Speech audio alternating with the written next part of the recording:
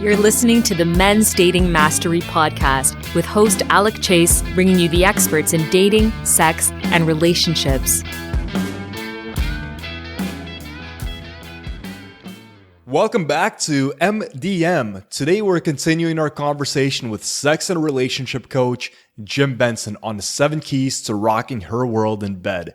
In part 1, we spoke about creating comfort and safety in order to ensure that she's ready for sex and about connecting with your own desire. If you haven't listened to part 1 yet, then stop right now, go back, and listen to that first. You really do need to listen to these 2 episodes in sequence in order to derive their full value. Now, assuming you're ready, in the second part, we're going to get into the real juicy stuff. We'll be talking about knowing your way around a woman's body so that you can give her orgasms, intimate 2-way communication in order to understand her sexual turn-ons and turn-offs, patience and attunement, which will lead you through the process of arousing a woman. We'll be talking about developing ejaculatory control, feeling your own pleasure, and having multiple male non-ejaculatory orgasms. And finally, we'll be discussing dropping goal orientation in order to take your pleasure to the next level. Jim also shares a free audio program with specific techniques for giving her that orgasm. So keep your ears peeled for that early on in the episode.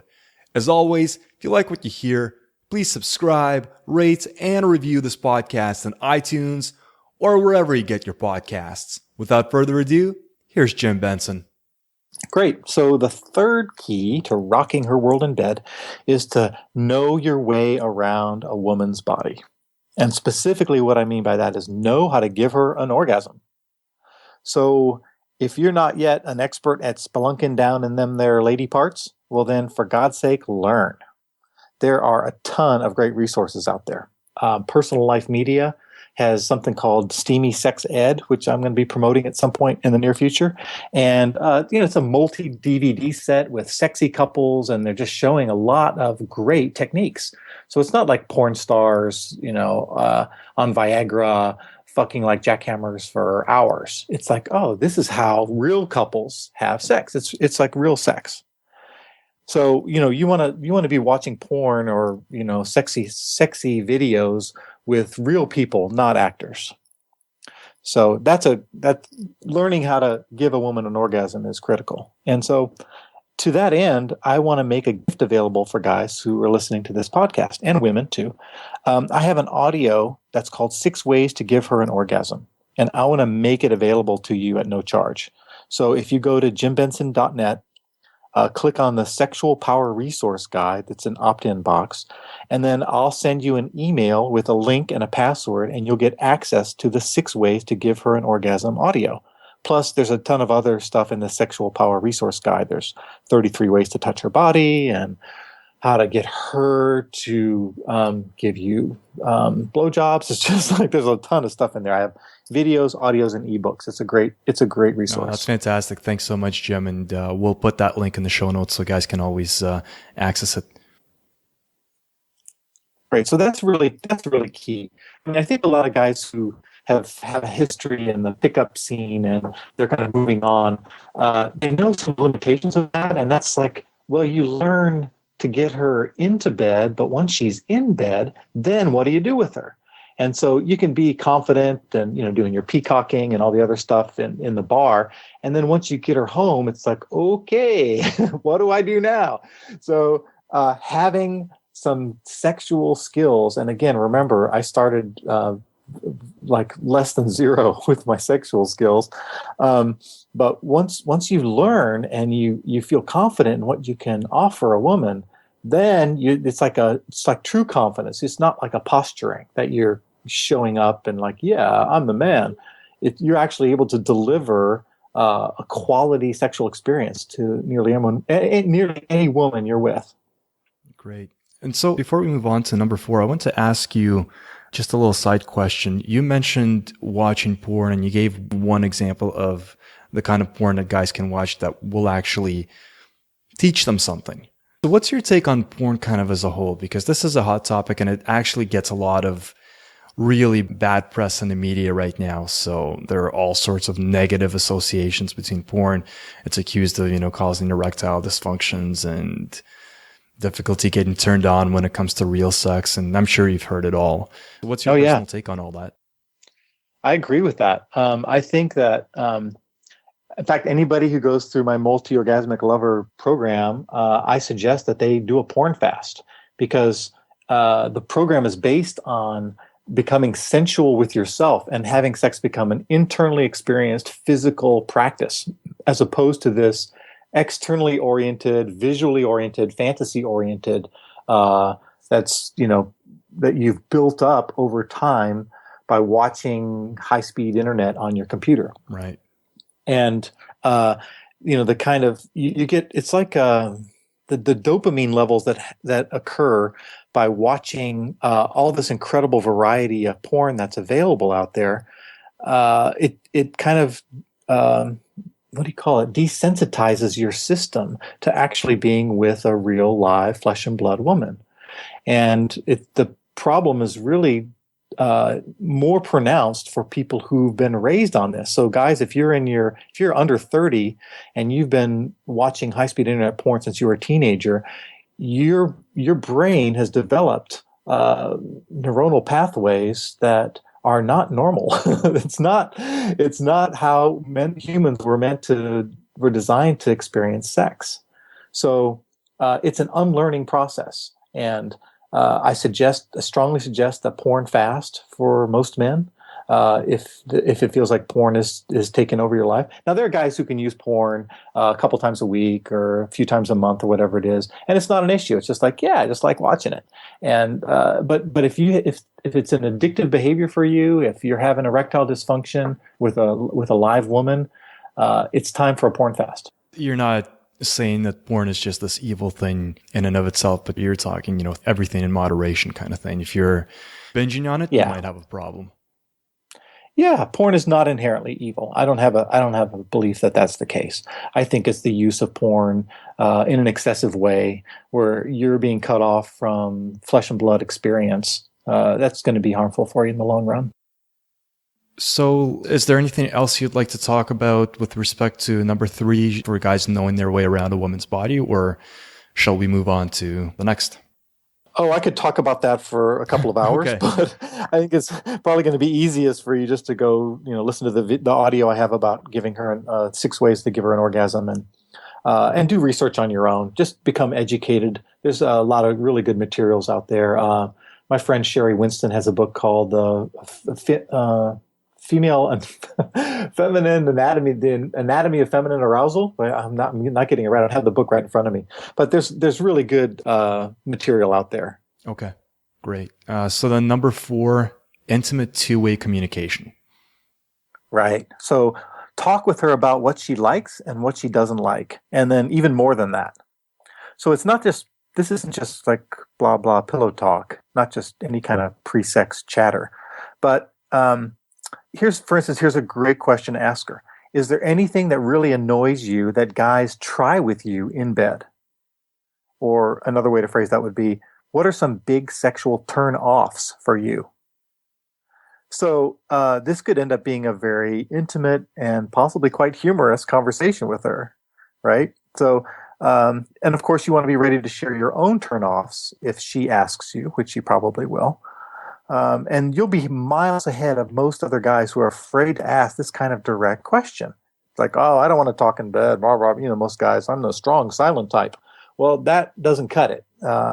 It's really important to start a conversation with her about what she doesn't like. I think it's a great way to start. And again, when she tells you those things, by the way, do not do those things. It kind of goes without saying, but... So now that you've talked about what you both are not into, then ask her what she does like.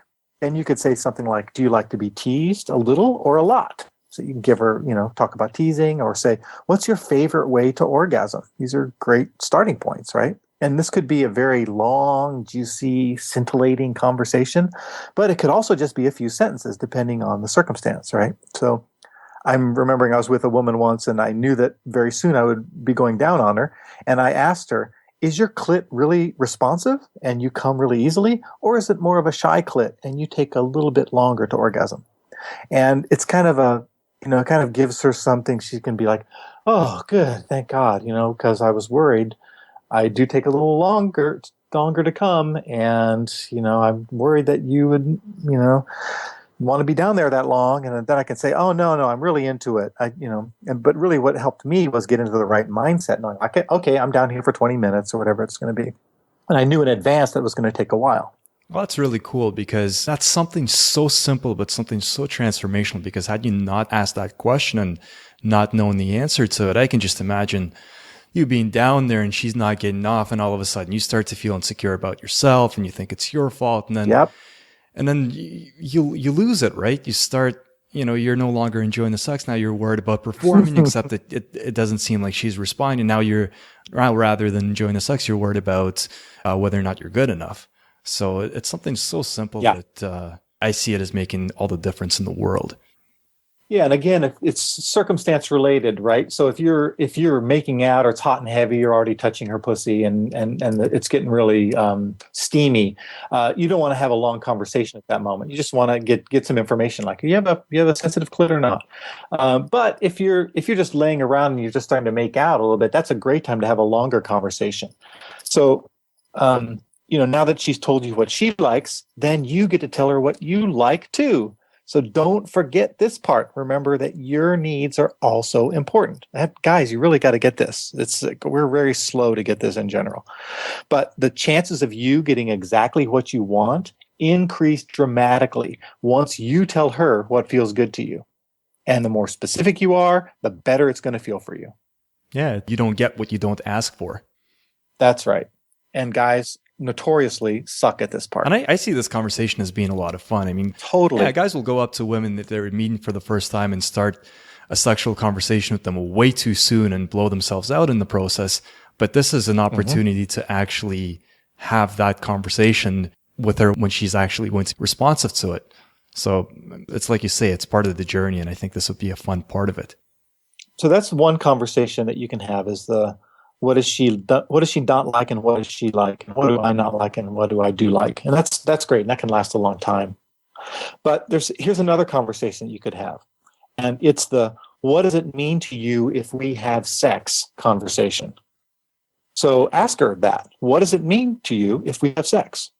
So for some women, they'll talk about becoming deeply bonded emotionally with their partner. Other women will just talk about the pleasure that they want to feel, or how good it feels for them to feel pleasure with their partner. Some women will talk about, oh, I want this to be a spiritual experience for me. It's like whatever they say is great. It's their experience, and you let them have that, but it's just great information for you to know about. And it's also great for you, again, if she asks you back, what does it mean to you, man, if we have sex? Then it's helpful for you to define what is true for you, and what does it mean for you when you have sex with a woman. When you say that, what does sex mean to you? Are you talking more about how do you want to experience it versus what does this mean in the context of you and me, or where we're going and all of that stuff? It's more like the latter. So it's more about like, does this mean that, you're going to want to marry me? Does this mean that we're going to become boyfriend and girlfriend now? Or does it mean that this is just a pleasurable experience that you want to be there and share intimacy and closeness with another human? Like, different people see sex different ways, and it's nice to find out what that is. Here's a challenging question that pops up in my mind. I can see guys being reluctant to ask this question of a woman that they're about to have sex with for the first time, right? So I can see a guy not wanting to ask it because it might ruin his chances of actually having sex with her. So, for example, if he's just kind of having fun and doesn't really want anything serious, and he might be afraid that she does, and if that comes out in the open, then the whole thing will just end abruptly. How would you comment on that? I'd say, why not be authentic and truthful, as opposed to strategizing and deceitful. Mm-hmm. And why not work with what's there rather than what you imagine is there? And you don't really know what's going on for her until you ask. So to have it become a more revealing, intimate, authentic communication would be to have that conversation. It can actually be a very erotic conversation. But if it turns out that she's like, I'm just getting out of a relationship, I'm not looking for anything serious. And again, that's one level of the conversation. But the other is like, well, sex for me means I get to express pleasure and I get to have enjoyment. I get to be in my body. I get to be playful with another being. You might go, wow, that's what I'm looking for too. And it's just good to know. It's good information to know. It may not necessarily ruin your chances, but it's going to give you the reality of the situation as opposed to what you imagine might be true. And that's always good to work with, is reality. Yeah, and what I would encourage guys to do, or not do rather, is decide for her why she's, what's in it for her. Don't be presumptuous.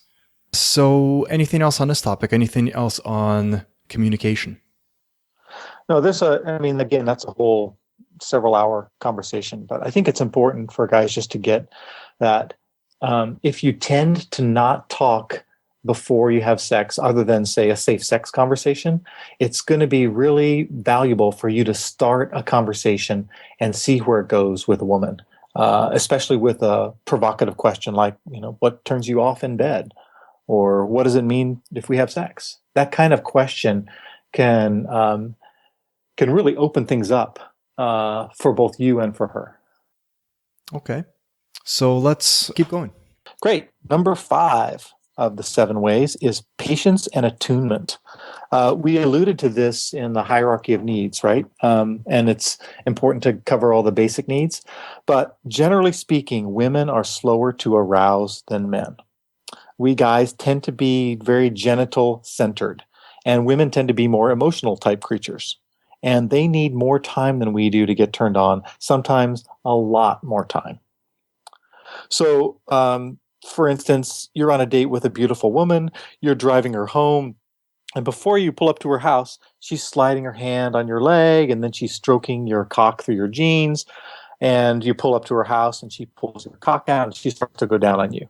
And this might be one of the coolest experiences of your life. Come true for right? Those guys. You'd be an old guy on the porch there in your rocking chair, and you're like, I remember that one time when she went down on me in my Camaro. It was so great. That's of course if you didn't wreck the car while she was doing it while you were driving and you died an early death. But let's say you did that to a woman on your first or second date with her. You pulled her hips up while she's driving, or she pulls over and you unzip her pants and you start to go down on her. She might be like, this is creepy. He wasn't like tuning into me at all. My boundaries have been violated. Like, I'm speaking in generalities, right? Okay, there's lots of sexually aggressive women and who would say, like, I really want that, and I'm so glad he did that for me. And I'm saying in general, it's not the case. Women need more time. It's just a slower process for you to be with a woman. So the rule of thumb that I have is in sexual situations with a woman, go slowly, attune to her, track her responses, and only escalate when she's begging for it. Okay, so here's a thought. That makes all the sense in the world for me. The part about only going forward and escalating when she's begging for it makes all the sense in the world to me when you're already together and there's already some sort of, I guess, sensuality going on between you. Maybe there's some touching, maybe you're making out.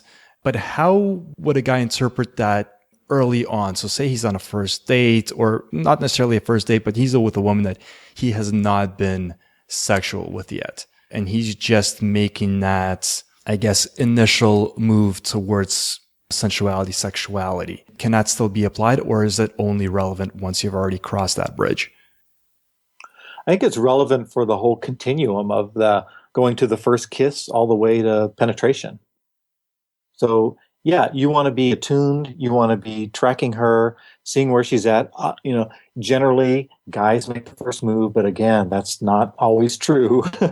But for better or worse, a lot of times the responsibility comes to us to be the one who scoots closer to her, puts your arm around her, and goes in for a kiss. That's generally the way it works. And you just need to be tracking her signals. Oh, she's open to that. Oh, I put my arm around her and she softens and looks at me and smiles, or she scoots closer, whatever it is. It's like the torture and the excitement of being with a woman for the first time. You don't know how this creature is going to react, and you're just trying to find your way. So yeah, but just remember that, the metaphor is like you're building a fire here. So you want to start at the outside and move slowly towards the center where the fire is building and the fire is hot. So you just start at the outside and move towards the center. Right. Okay. Let's continue. So number 6 is, actually, this is a really interesting one. I'm sure I'm going to have a lot of questions for you on this one.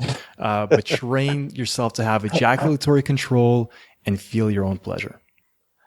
Right. So, my sales pitch is that the multi-orgasmic lover training is the program to help you do these things.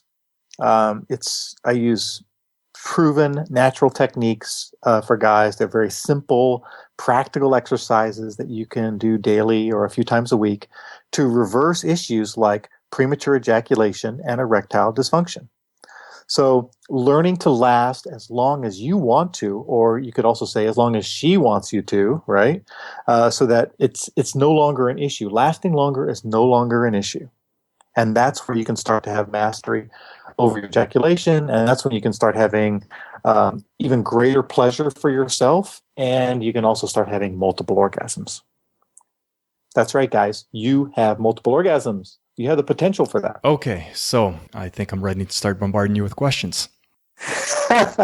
So when we talk about having ejaculatory control, and obviously you've got a whole system and we don't have time to talk about everything, but in general terms, what are some of the approaches? Are they mental? Are they physical? Are they both? Are they combined? Do you do them separately? What are some of the approaches that a man would take in order to learn to have that control? Well, I do attack it from multiple directions, and some of it is psychological. So the audios of the program talk about learning to relax. In fact, the things we've just talked about in this podcast already, learning to relax more. What are the ways to do that? Relaxing yourself physically and relaxing emotionally.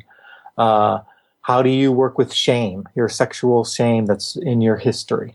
How do you have what's called natural confidence? How do you build natural sexual confidence? All of those are kind of more psychological issues. There's also very practical physical issues, which includes pleasuring yourself using a number of techniques, PC pumps, sexual breathing, pelvic rocking, and something I call the me breath, where you channel the energy that's all focused on your genitals up your body. So you're moving the energy up your body, and it no longer has to come out in an ejaculatory squirt. It gets transformed into what could be a full body orgasm. So now you're talking about actually training your muscles. Is that correct? That's right. Yeah, you're training yourself. You're doing masturbation exercises, self-pleasuring, where you're bringing yourself up to the brink, and then you're applying these techniques to move the energy through your body, and then you allow yourself to get a little softer, and then you build it up again. So it's like going to the gym for your sex muscles. It's funny. I don't remember where I heard this, but I heard it or read it that those are probably some of the most underdeveloped muscle areas in a man, is your pelvic floor muscles. Yes. Which I guess we don't use them unless we have to stop peeing. And how often does that happen? Right. And so the first part of the program is actually self-massage, where you go into massaging around your pubic bone and your inner thighs and your perineum in a very specific process where you're doing your best to loosen the genital armoring that may be there because you're a tight ass, or you're in control all the time and you just haven't, it's actually hindering you because if those muscles are tense all the time, they're not flexible. It's not like a trampoline. It's like a piece of wood. So you want to go in and do some self-massage to soften that up so it becomes more springy and alive down there. Right. And then on the mental side, give me your take on this.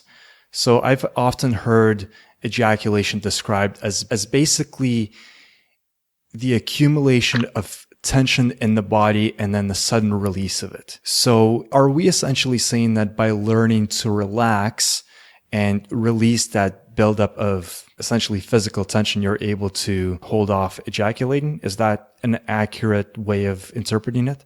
Yes. Imagine that there's two sides of a graph. One is relaxation, and the other is arousal. And you're working with two different aspects of the nervous system.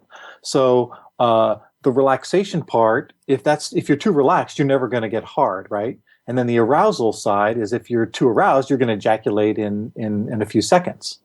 So how do you weave between those two? How do you continue to relax as you become aroused? That's the place of mastery, so that you're not tipping too far over to arousal and you're not going too far over into relax. The other thing I want to say about this is that some guys say, oh, well, I know how to last longer. I just do baseball statistics in my head, or I think of my grandmother in bed with me, or whatever they're doing, to kind of desensitize themselves. And I don't recommend that at all. And I know it sounds counterintuitive and like, well, that works for me. Actually, what's happening in those moments is that you're not connected to your partner. You are off in your own world and you're not with her. And that reduces connection, that reduces the power of the sexuality. So my program actually encourages you to feel more sensation and to be more present to what's happening. And it's kind of a weird paradox. It's like, wow, that's going to take me backwards. Well, it might at first, but over time, you're going to develop muscles. I'm speaking metaphorical muscles and physical muscles that enable you to be with her and also feel more sensation, feel more pleasure in your own body. And when that's happening, now you're really connected, because then there's a possibility of penetration orgasms with her, so that you're feeling a non-ejaculatory orgasm happen in your body, and she's resonating with you because you're inside of her. And so she starts to have an orgasm, and then you don't ejaculate, but you've both had orgasms and you're continuing to have sex. So this is the kind of transcendent sex that we're talking about. And a lot of guys who finish my program actually get to this level. Right. You just remind me of American Pie, the very first movie that came out. And I forget the main character's name, but he's having sex with the redhead, the band camp girl. And he's really, really afraid of coming too soon. So he goes, dung beetles, dung beetles, dung beetles. And he starts thinking about dung beetles, right? To hold himself off. But yeah, I mean, the problem with that, as I see it, is, yeah, it'll work, but then you're not really enjoying sex anymore. You're thinking about dung beetles. Yeah. And so now it's about your ego. It's about performing rather than actually enjoying the sex, which is the point. Yes. Yeah, exactly. And, a client, I'm just thinking of a client in particular that I worked with where he was, feeling really challenged because he'd been through a messy divorce, and his wife gave him some very mean comments about his sexuality on the way out the door. And it was really stinging him and lasted for a long time. And so when he first started dating again, he wasn't having a lot of confidence in who he was as a sexual guy. But the program was really helping him feel like, oh, I can stay internally focused. Oh, it's not all about what she thinks about me. Oh, I'm able to last longer with myself. I wonder if I can last longer with her. It's like it became this kind of fun thing that he was engaged in. And eventually he got her on board, where she was pleasuring him and going down on him, and he was practicing with her. He kind of enrolled her in the program. And it was just really cool to see what came out of him, so to speak. But how long he lasted, and how it became this kind of mutual experience. And she was an ally for him and lasting longer, as opposed to, okay, I've got to do this all on my own. And as guys, a lot of guys do that, right? It's our lone wolf syndrome. I got to do this on my own. And when you can enroll your partner in your pleasure, that's huge. That's a huge part of this whole issue around learning to have sex with somebody in a way that's going to be very mutually beneficial and pleasurable. That sounds like a lot of fun. If you've got a partner that'll sign up, I think that's great. Honey, I'm really trying to master this new sexual technique. Will you go down on me for a while I practice? Not bad. A surprising number of women will say yes to that. I believe it. I totally believe it. If they know it's going to help the guy last longer, and that they might get some pleasure out of it, they might get more pleasure out of it too. Before we get into number 7, which is the final part here, you referenced male multiple orgasms. What is that? That is just like women can have multiple orgasms, so can guys. And it's a little known secret because the focus has been so much on I'm going to get my ejaculation, I'm going to we can talk about that in the next section a little bit. But there's this whole focus been on I'm going to get my nut, I'm going to get off here. And if you learn to move that energy that wants to come out in an ejaculation up your body and to different parts of your body, you can start experiencing the same ejaculatory pleasure, maybe not the rush of the sperm coming out of your cock, but it's the same contraction, the pleasurable contractions in the perineum. And also even more, there's other sensations that start to happen in the body. If you can move past the ejaculatory habit, because ejaculation and orgasm are two separate things. You can have an orgasm without an ejaculation. And in fact, your orgasm begins, the muscles in your pelvic floor begin to pulse before the ejaculate comes out. So it's completely possible to train yourself to have an orgasm without an ejaculation, and then have another orgasm, and then have yet another orgasm. And each time you're kind of going up a higher and higher plateau. And is that as satisfying as an ejaculatory orgasm? Some guys who are really good at this will say it's way more pleasurable. Like it's more satisfying. And of course, at the end, you can choose to ejaculate should you want. And often those ejaculations are more powerful than the ones that just happen really quickly. It's like they can last, the ejaculatory orgasm can also last for multiple minutes instead of just 10 seconds. I guess another way of asking the same question I just asked is if you have a multiple set of non-ejaculatory orgasms and you don't ejaculate in the end, are you going to end up feeling like you have a set of blue balls? No, that's a whole, I have a whole blog post on that on my website. It's you don't get blue balls because you're busy breathing that energy that's contained in your balls up your body, so it disperses. It's no longer pressure that's contained and blocked and didn't get to express itself. So mostly what guys feel is like more in themselves. They feel more confident. They got a little spring in their step. They feel better. I mean, some guys complain like, oh, well, I don't know when to end sex if I'm not going to ejaculate. Well, you end it when you feel like ending it. And that could be after your fifth non-ejaculatory orgasm. You're like, woo, that was great. I'm done. I'm tired. What's the name of that blog post? I'll put the link in the show notes. I'm just trying to remember that, and I don't remember the name. If it's there, okay. I'll find it. So let's talk about number 7. Let's talk about the final stage. This one I call dropping your goal orientation. And again, very difficult for most of us guys who are very goal oriented, and especially around focusing on ejaculation as the goal. I'm just thinking of a date I went on in my mid-20s where I was with this girl I had a crush on, and we came back. I think we just went outside and rolled around in the leaves and made out for a while. And I came back in. One of my buddies was there. He's like, well, did you get a nut?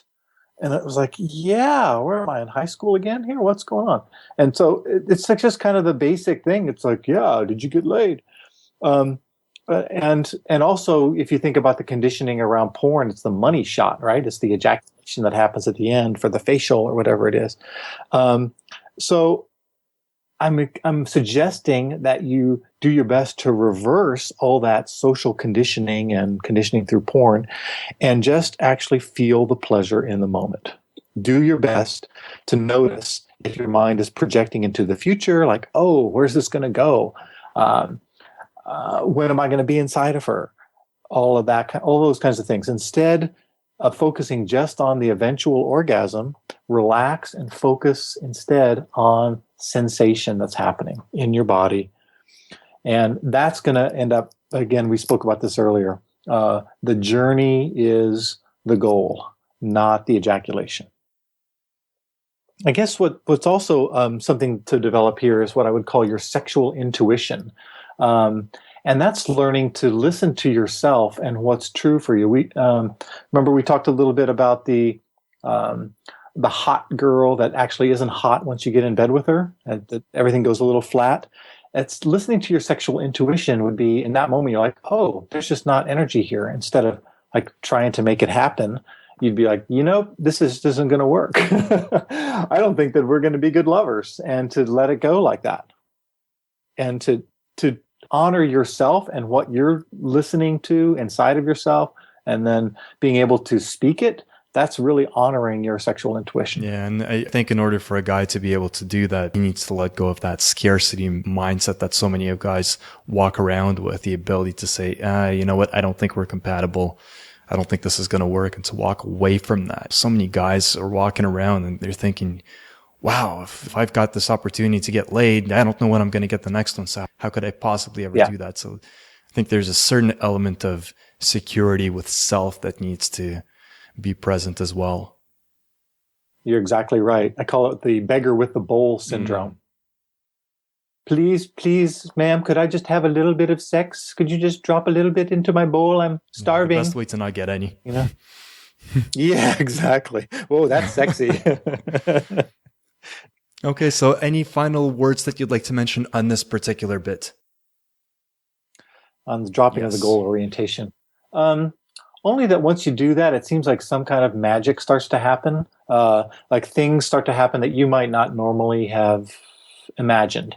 The strategizing mind can only take you so far in sexual interactions. And when you drop the orientation towards this fixation on a goal of an ejaculation or some goal of getting laid, other things start to happen. And you start to enjoy sex more. And again, things you could not foresee with your strategizing mind start to occur.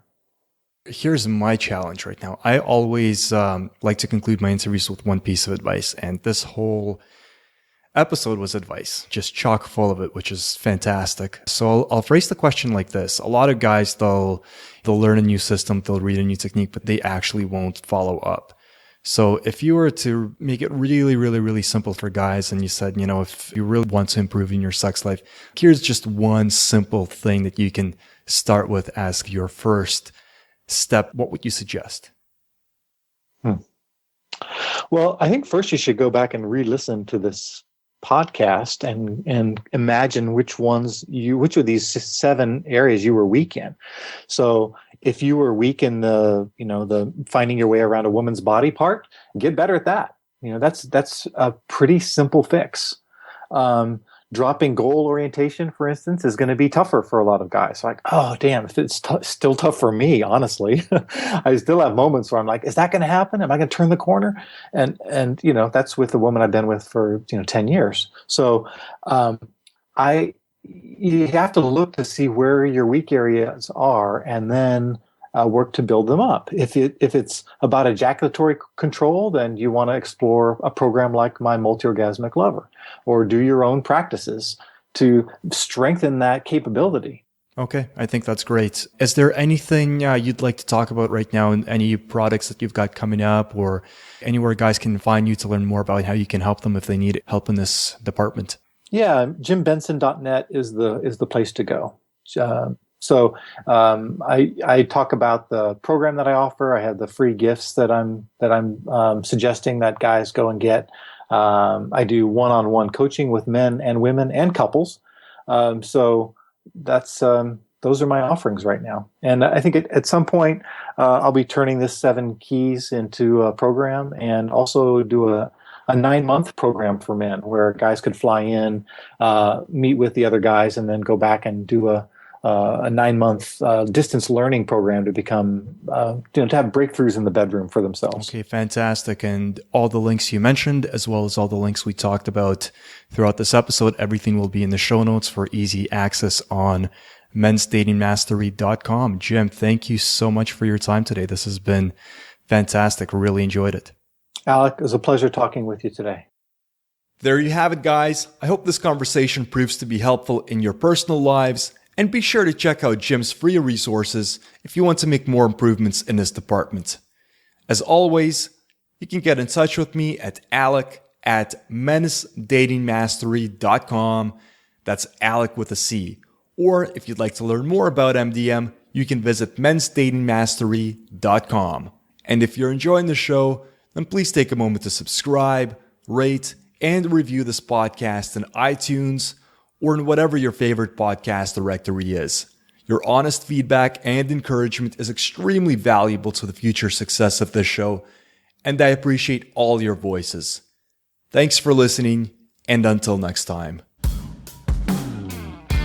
Thank you for listening to Men's Dating Mastery, a podcast dedicated to improving the lives of men and the women around them.